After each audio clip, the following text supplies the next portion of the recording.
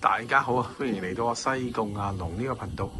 今日介紹一間靚海景啦，真係西貢半山區。你見到呢個景就係康湖居個景色啦。咁佢真係喺我眼前就係咁嘅景㗎啦。咁高望落去好高嘅位置望落去康湖居啦。咁真係成個康湖居啦、南圍啦、科大就爭少少望到。咁啊，成個遊艇會一級啊嗰啲望晒㗎啦。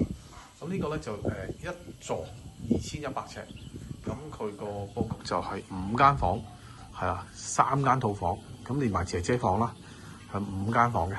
咁就有主人房就有2個套啦，咁工人房亦都係有套房啦。咁啊，車泊門口啦，租金幾多錢咧？35000啫。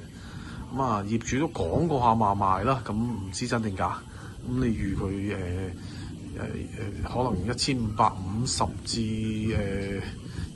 1600咁啦，係啦，講過下係啦。嗱，車又泊門口，講過下話賣咁啊。嗱，呢個有太陽能收益啦。咁當然如果租嘅就係業主嘅得益啦，因為佢投資咗嘛。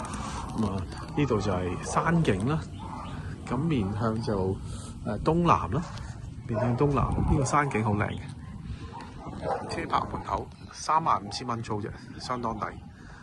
望到咁嘅景，咁當然唔係層層呢個海景啦，地下就應該望到少啲。咁啊，可能遮咗3樓就最正啦。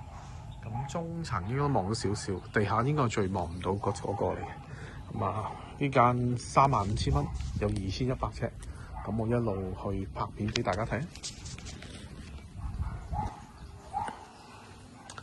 咁就呢條片就介紹咁多先，咁另外一條片咧就會全面啲再介紹啦。